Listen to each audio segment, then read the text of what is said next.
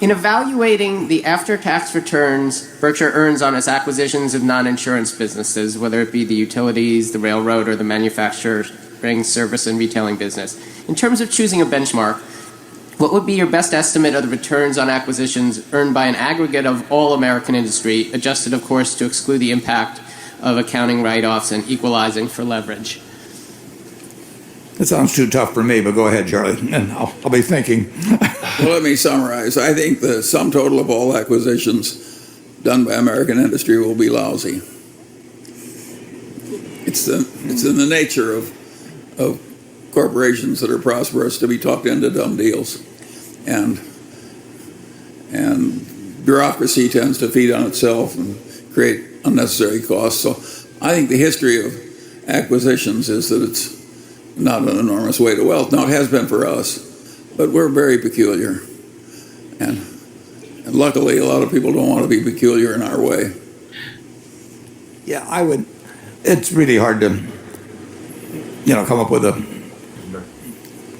useful answer on that. But I'd certainly. But you don't have a great deal of optimism, do you? When we read that a company we don't control is going to make an acquisition, I'm much more inclined to cry than to smile. I mean, but on that, we love making acquisitions ourselves, so it's a little hard to get too harsh just because we don't like the other guy's acquisitions. I've sat in on probably hundreds of acquisition discussions conducted by people I didn't control. So as a director, and most of them have been bad ideas, but there have been some are mediocre. Some are good. Well, a great case is Geico. I mean, it's really a great case study because Geico had this wonderful business prior to going off the tracks in the early 1970s, but it'd been an incredible business, and everybody, it was well known in the financial world.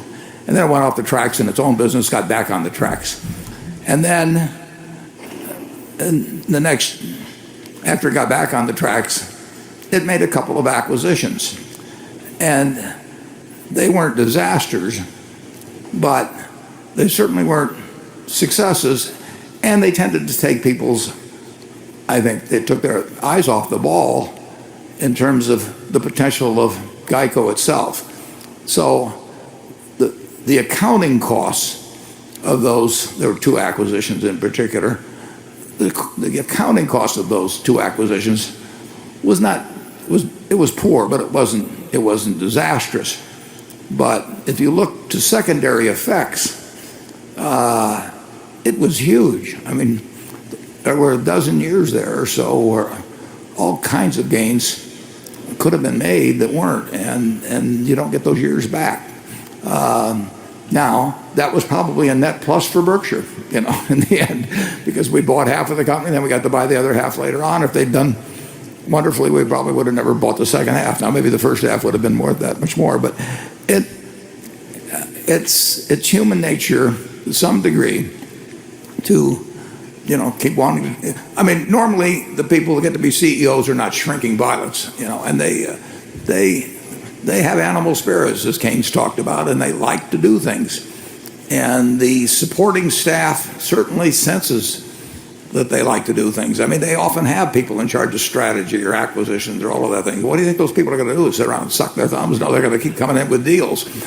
And the investment bankers will be, calling on them daily. So there are all these forces that push toward deals, and if you try to push toward deals, you're going to get a lot of dumb deals.